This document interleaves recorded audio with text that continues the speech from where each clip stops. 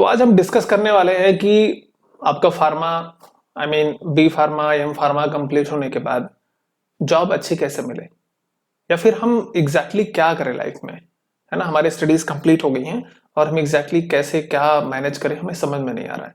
बहुत सारे क्वेश्चंस आते हैं। मैं अपने एक्सपीरियंस से बताऊं, जो मैंने 2009 में फार्मेसी अपना पास आउट किया था, तब भी यही सारी प्रॉब्लम्स थी। समझ में नहीं आता था कि एग्जैक्टली क्या करना है।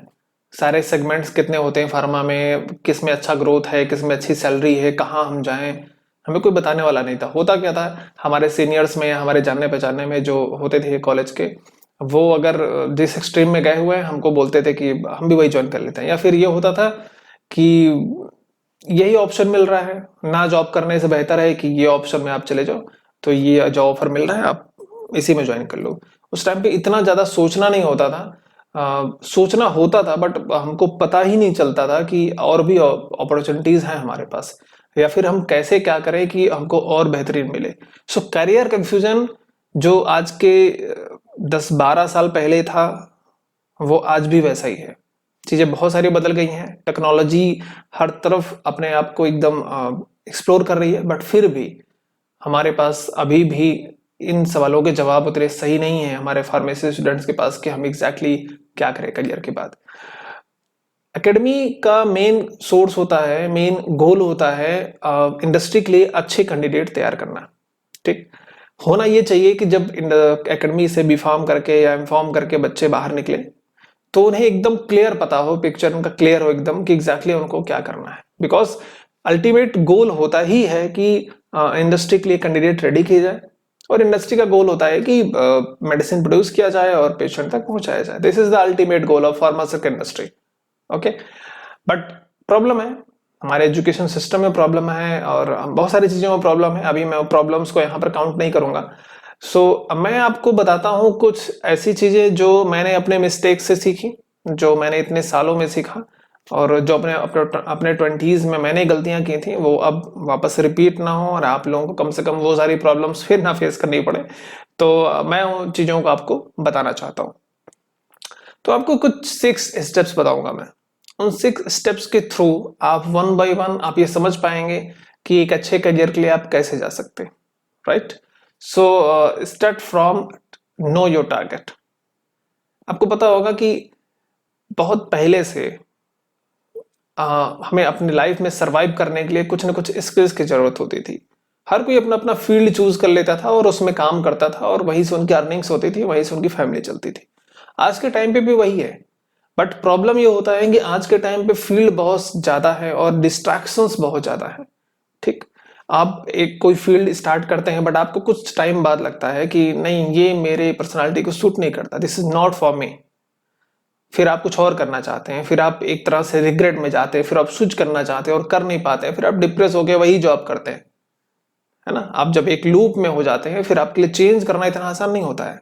मैंने बहुत सारे लोगों को देखा है जो अपनी जॉब को पसंद तो नहीं कर रहे हैं बट कर रहे हैं। इस तरीके से लाइफ तो नहीं होनी चाहिए ना। सबसे पहले नो योर टारगेट। ठीक, सबसे पहले आप अगर फार्मास्यूटिकल इंडस्ट्री में हैं, आप फार्मास्यूटिकल इंडस्ट्री में अपना करियर बनाना चाहते हैं, तो सबसे पहले जितने ऑप्शंस हैं, research and development, formulation and development, regulatory affairs, pharmacovigilance, manufacturing, marketing, जितने भी ऑप्शंस हैं, सारे ऑप्शंस के बारे में आपको सही से पता होना चाहिए। You have to know about the ecosystem of pharmaceutical industry. आपको पता होगा कि पूरा फार्मास्यूटिकल इंडस्ट्री कैसे काम करता है, ईच एंड एवरी सेगमेंट कैसे काम करते हैं। तो फिर आपके लिए बहुत आसान होगा ये समझना कि ओके, दैट्स ओके, ये ऐसे काम करता है, तो अब मैं बताता हूं कि मुझे क्या करना है, ये मेरे टाइप का है या वो मेरे टाइप का है। ठीक है, आपको पता होना चाहिए कि इस सेगमेंट में जॉब प्रोफाइल की वर्किंग क्या होती है। आप जब जॉब स्टार्ट करेंगे तो आपको करना क्या है ना। जॉब सस्टेन कैसे करेंगे आप डेली टू डेली, आपको ये पता होना चाहिए। तो फर्स्ट, नो योर टारगेट।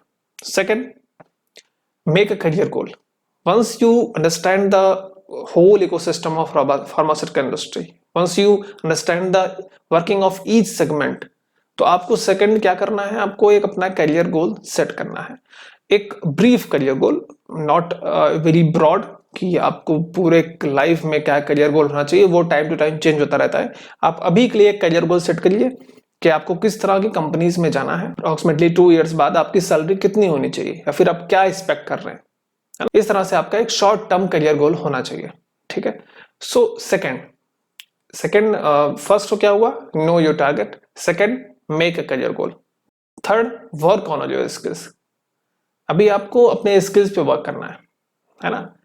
पढ़ाई कंप्लीट करने के बाद आप जब मार्केट में जाते हैं जॉब के लिए तो किसी बैटलफील्ड से कम नहीं है। बैटलफील्ड में क्या होता है, वेपन्स होने चाहिए आपके पास, तभी आप सरवाइव कर सकते हैं, है ना। इसमें भी होने चाहिए, बट यहाँ पर आपके वेपन्स, आपकी स्किल्स, आपकी नॉलेज है। आपके पास आप अच्छी स्किल्स, अच्छी नॉलेज है, तो फिर आप सरवाइव कर सकते हैं, अपने टारगेट को अचीव कर सकते हैं। तो first thing, learn skills which is required for industry. आप जिस भी सेगमेंट में जाना चाहते हैं उसके बारे में अच्छी नॉलेज होनी चाहिए आपके पास। फार्मास्यूटिकल के जो कॉन्सेप्ट्स हैं, जो आपने पढ़ाई किया हुआ है, या फिर जो करंट अफेयर्स हैं, पूरे इंटरनेशनल मार्केट में क्या हो रहा है, जो भी चीजें हैं, अगर जो भी आपको पता हो वो क्लियर कट पता हो, उसका कॉन्सेप्ट क्लियर होना चाहिए। There is should be no confusion कि आपको कोई पूछा गया तो आपने बोला हाँ सर, आपने कुछ अलग बता दिया, ओके हाँ सर कुछ तो ऐसा था, मैं सुना था। नहीं, बी कॉन्फिडेंट। और वो कब तभी होगा जब आप नॉलेज लेंगे, तो जेन्युइन सोर्स से नॉलेज लीजिए। आपके पूरा फार्मा इंडस्ट्री में, ऑल ओवर वर्ल्ड में, इंडिया में क्या हो रहा है, कितने सारे न्यूज पोर्टल्स हैं फार्मा के, और वहां पे सब कुछ आता रहता है, चेकआउट। सो ये हो गया third option. Fourth option, make original resume. आप स्किल्स पे काम कर लिए, अभी नेक्स्ट स्टेप आता है रिज्यूम, क्योंकि आप रिज्यूम के थ्रू ही अप्रोच करेंगे कंपनीज को, है ना। आप कंपनीज को पहले रिज्यूम देंगे, फिर कंपनीज आपको कॉल करेगी on the basis of short list और नॉट। सो रिज्यूम आपका ओरिजिनल होना चाहिए। 100 में से 99% रिज्यूम कॉपी पेस्ट करते हैं, और वो बहुत बड़ी मिस्टेक होती है। इनफैक्ट हमने अपने टाइम पे वो सारी मिस्टेक्स की थी, इसलिए आपको बता रहा हूं कि आप लोग नहीं करें वो सब जो हमने अपने टाइम पे किया था, ठीक। तो आप 1 दिन लीजिए, 2 दिन लीजिए। फ्रेशर्स के लिए 1 पेज का रिज्यूम बहुत है। एक 1 पेज का बढ़िया रिज्यूम बनाइए जिसमें each and every word should be your. आप अपने शब्द लिखिए वहां पर, ऑब्जेक्टिव, करियर ऑब्जेक्टिव, योर जो भी आपके करिकुलम्स हैं, जो भी आपने प्रोजेक्ट्स किए हुए हैं, जो कुछ भी है, आप अपने तरीके से लिखिए उसको। It should be original. वो दिखेगा, अगर आप अपने वर्ड्स डालेंगे ना तो वो जेन्युइन लगेगा भी, वो लगेगा कि हाँ ठीक है, वो आपने लिखा हुआ है, ठीक। तो वो सबसे ज्यादा ऑथेंटिसिटी प्रोड्यूस करती है और आपके लिए बहुत ज्यादा बेनिफिट होगा वो। अब आपका रिज्यूम रेडी है, नाउ अप्रोच द टारगेट। अब टारगेट कौन है? टारगेट है रिक्रूटमेंट टीम। कंपनी की रिक्रूटमेंट टीम आपकी टारगेट है। अप्रोच कैसे करेंगे? आपने सुना होगा वॉक इन इंटरव्यूज होते हैं, कंपनीज वॉक इन इंटरव्यूज करती है, जहां पर अपने वेन्यू पे भी करते हैं, होटल्स में भी करते हैं। तो वहां पर वो पहले ही वैकेंसी में पब्लिश कर देते हैं कि उन्हें ये एक्सपीरियंस और ये इस पोजीशन के लिए, इस डिपार्टमेंट के लिए बंदे चाहिए और आप आइए। तो वहां पे क्या होता है कि लोग अपना रिज्यूमे लेके, अपने डॉक्यूमेंट्स लेके पहुंच जाते हैं।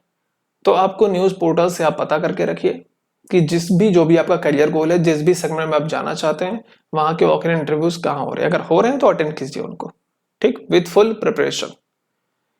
Second, approach through LinkedIn. LinkedIn इस समय प्रोफेशनली बहुत अच्छा सोशल मीडिया है ना, प्रोफेशनल सोशल मीडिया। आपको लिंक्डइन पे टाइम जरूर बिताना चाहिए और लिंक्डइन के थ्रू आपको अच्छे अपॉर्चुनिटीज मिल सकती हैं। Sixth, hit the target.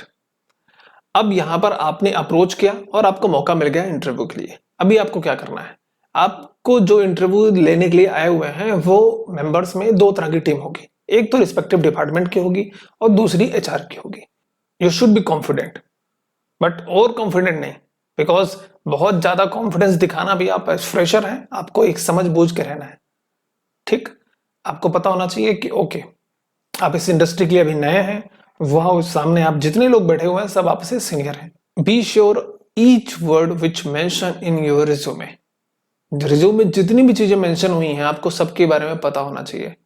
वो कैसे होगा? जब आप खुद रिज्यूम लिखेंगे, आप जब खुद रिज्यूम टाइप करेंगे, खुद रिज्यूम बनाएंगे, तभी आपको सब कुछ पता होगा। अगर आपने कहीं से कॉपी पेस्ट किया और उसमें कुछ भी वर्ड्स ऐसा है जो आपको नहीं पता और इंटरव्यूअर ने पूछ लिया, तो आप समझ लीजिए कि आपका इंटरव्यू वहीं खत्म हो जाएगा और आपने इतनी सारी जो मेहनत की वो सारा का सारा बेकार। तो आपको ये समझना है कि आपको ये सारी चीजें ओरिजिनल वे में करना है। अगर आपको अपनी लाइफ में कुछ भी करना है, अच्छा आपने कुछ करियर गोल बना के रखा और आपको अचीव करना है, तो आपको मेहनत करना पड़ेगा, हर स्टेप पे मेहनत करना पड़ेगा। आप मेहनत करेंगे, आपको रिजल्ट्स डेफिनेटली मिलेगा। इस तरह की वीडियोस देखने के लिए हमारे चैनल्स को सब्सक्राइब करिए और फार्मा रेवोल्यूशन बहुत सारी सर्विसेज के साथ में अवेलेबल है। हमने अभी तक मोर देन 3000 फार्मेसी स्टूडेंट्स को हेल्प किया है उनके करियर बिल्डअप में। और अगर आपको रिक्वायरमेंट है तो आप हमारी फुल सर्विस को भी ले सकते हैं। अदरवाइज हम यूट्यूब पे इस तरह की वीडियोस को डालते रहेंगे और आप उसका बेनिफिट ले सकते हैं यूट्यूब पे, इंस्टाग्राम पे, जहां पर भी आप देख रहे हैं इस टाइम वीडियो को। Thank you very much.